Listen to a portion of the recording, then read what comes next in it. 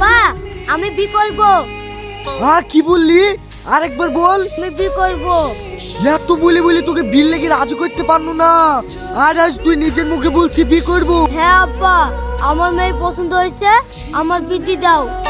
ঠিক আছে, তুই যখন পছন্দ করেছিস আমাদের কোনো আপত্তি নাই, ওইখানেই তোর বিয়ে দেবো। আপনারা যদি একটু খবর দিয়ে আসতেন তাহলে বুড়ির আব্বাকে বাড়িতে থাকতে বলতো। আব্বা কি দেখছো?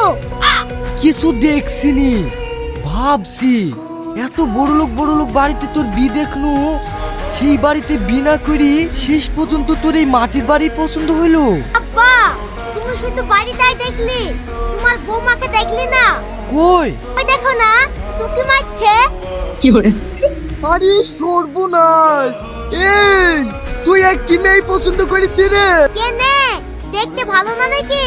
তুমি আমার চোখকে দেখো, ও কত সুন্দর। এই তো চোখ না পাশা? দেখো আব্বা, আমি ওসব কিছু জানিনি, আমার এই মেয়েকে পছন্দ, আমি একই বি করবো। আমার আর কিছু বলার নাই, এইখানে বিয়ে দিতে হবে। এইটা আপনার ছেলে নাকি? হ্যাঁ, এটাই আমার একমাত্র ছেলে। আপনার ব্যাপারে আমি অনেক শুনেছি, আমার মেয়েকে যে আপনাদের বাড়ির বউ করে নিয়ে যাবেন, এইটা আমাদের অনেক সৌভাগ্য। কই গো, বুড়িকে নিয়ে আসো। আসসালামু আলাইকুম। ওয়ালাইকুম আসসালাম। এইখানে বস মা। মা তোমার নাম কি? তোমার খাতুন। ভাই, মেয়ে আমাদের পছন্দ। যাও মা, ঘরে যাও। তাহলে এবার দেনা পাওনার কথাটা বলি থালেন, আপনাদের কি কি দাবি আছে? আমাদের সেই রকম কিছু দাবি দাবা নাই, সচলাচল যা চলছে তাই দিয়েন।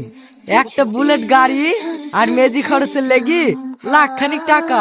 আব্বা তুমি একই দাবি করছো? কেন রে মধু, দাবি করব না? শোনেন চাচা, ওসব কিছু লাগবে না, আপনি যে আমার দিল্লিবাজ কবিতাটা ধরেছেন ওইটা দিলি হবে। ও, এইবার বুঝতে পেরেছি, তাহলে তুই কবে তো লিয়া লেগে বিয়ে করতে ইচ্ছি না? হ্যাঁ আব্বা। আর তুই সহ্য করে গেল না রে, এই চল হাট।